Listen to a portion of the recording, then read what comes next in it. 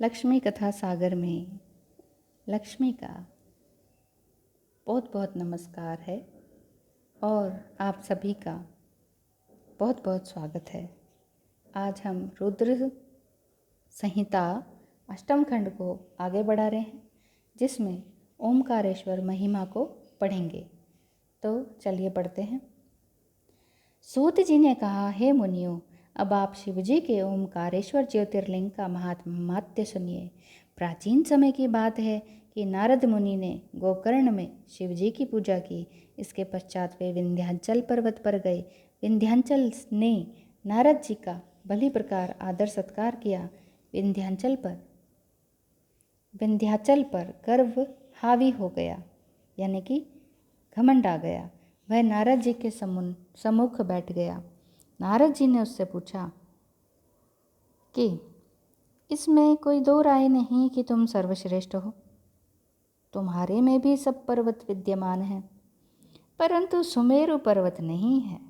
सुमेरु पर्वत सब पर्वतों में श्रेष्ठ है। तुम सर्वगुण संपन्न होते हुए भी उसके आगे छोटे हो। नारद जी का काम ही आग लगाना था, तो इन्होंने यहाँ भी आग लगा दी। अब जो पहले से ही अहंकार में भरा हो तो आग तो उसे लगनी ही है। आगे नारद जी के वचनों ने विंध्याचल को व्याकुल कर दिया और अपने को धिक्कारने लगा कि मेरा तो जीवन ही बेकार है, मैं निंदा का पात्र बन गया हूँ। अब मैं अपने जीवन को सफल बनाने के लिए भगवान शिव की आराधना करूँगा। इस तरह से वो अपने आप को कहने लगा। उसने ओमकारेश्वर क्षेत्र में पहुंचकर शिव जी का पार्थिव लिंग का निर्माण किया। पार्थिव का अर्थ आपको पता ही है, मिट्टी। तो मिट्टी से उन्होंने लिंग का निर्माण किया। 6 महीने तक लगातार वह शिव पूजन में तल्लीन रहा। उसकी तपस्या से भगवान शंकर प्रसन्न हो गए। भगवान शंकर बहुत भोले हैं, इसलिए उनको भोले शंकर भी कहा जाता है। वो हर किसी की, राक्षस भी अगर भगवान शंकर का पूजन करे तो वो प्रसन्न हो जाते हैं। देखा ही होगा आपने, जब रामचरितमानस पढ़ें तो जब रावण ने उनकी शिव जी की पूजन मंत्र कठोर तपस्या की थी, तो शिव जी ने उन्हें तथास्तु कहकर रावण के सभी मनोरथ पूर्ण किए थे। तो शिव जी बहुत ही भोले हैं, जो मांगिए उनसे मिल जाता है।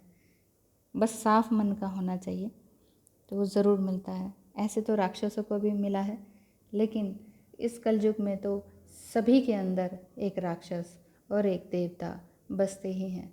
बस हमें करना क्या है, अपने अंदर के राक्षस को कम करना है। ख़त्म तो होना बहुत ही मुश्किल होता है, क्योंकि ये घोर कलयुग चल रहा है।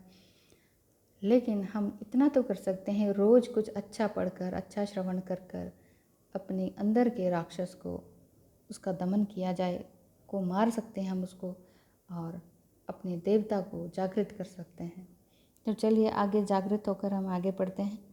नारद जी के वचनों से विंध्याचल जो है बिल्कुल व्याकुल हो गई। अब शिव जी की वो आराधना करने लगे।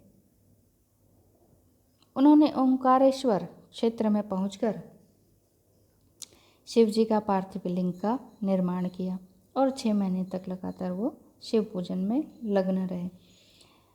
अब 6 महीने का अर्थ ये नहीं है कि बीच में खाया पिया भी, सब कुछ और सब काम भी किए। अब हम लोग, ये जो कलयुग है, इसमें तो बहुत जल्दी रिजल्ट मिलता है। थोड़ी देर ही हम पूजा प्रार्थना करते हैं, बाकी अपने सारे कर्म कांड करते हैं सारे दिन भर के, उसके बावजूद भी हमें फल मिल जाता है। तो कलयुग को बुरा नहीं समझना चाहिए। पूजा और स्पिरिचुअल होने के माध्यम से ये बहुत ही अच्छा टाइम चल रहा है। वैसे भी 2020 का टाइम है, ये समय रिपीटिंग नंबर का है, बहुत ही अच्छा समय है।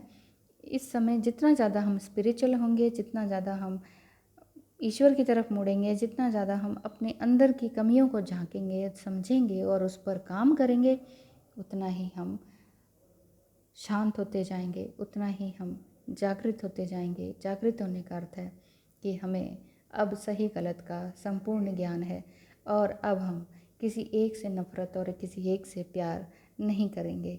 यानी कि अब हम सभी से प्रेम करेंगे, सभी लिविंग बीइंग से, पेड़ पौधे पशु पक्षी जानवर, सभी से, निर्जीव से भी, पत्थर से भी। तो हमें कभी किसी को पैर से कुछ नहीं धकेलना चाहिए, नहीं पैर मारना चाहिए। इसीलिए कहते हैं ना, ध्यान से चलिए, ध्यान से बोलिए, किसी का दिल मत दुखाइए, आत्मा मत दुखाइए। तो आगे पढ़ते हैं। बोले शंकर तो भोले हैं, तो वो प्रसन्न हो गए। प्रसन्न होकर उनके सम्मुख आगे आ गए और कहने लगे, मैं तुम पर प्रसन्न हूँ, तुम अपनी इच्छा अनुसार वर मांग सकते हो। विंध्याचल ने शिव जी के चरणों में प्रणाम करके कहा कि मेरी बुद्धि को श्रेष्ठ विचार प्रदान करें। भगवान शिव ने तथास्तु कहा। इसके बाद सभी ऋषि मुनियों ने शिव जी से वहीं रहने की प्रार्थना की। भगवान शंकर संसार के कल्याण के लिए वहीं विराजमान हो गए। शिव जी वहाँ पर ओंकारेश्वर और परमेश्वर के नाम से विराज रहे हैं, परंतु दोनों का एक ही रूप है, उनमें कोई अंतर नहीं है। उनके दोनों ही रूप स्वर्ग और मोक्ष प्रदान करने वाले हैं। इस तरह विंध्याचल ने मन चाहा वर पाकर उनके चरणों में प्रणाम किया। शिव जी अपने भक्तों पर अनुग्रह करते हुए अंतर्ध्यान हो गए। जय शिव शंकर, जय शिव शंकर, जय भोले बाबा। धन्यवाद आप सभी का वीडियो देखने के लिए। आप सबका दिन मंगलमय हो। धन्यवाद।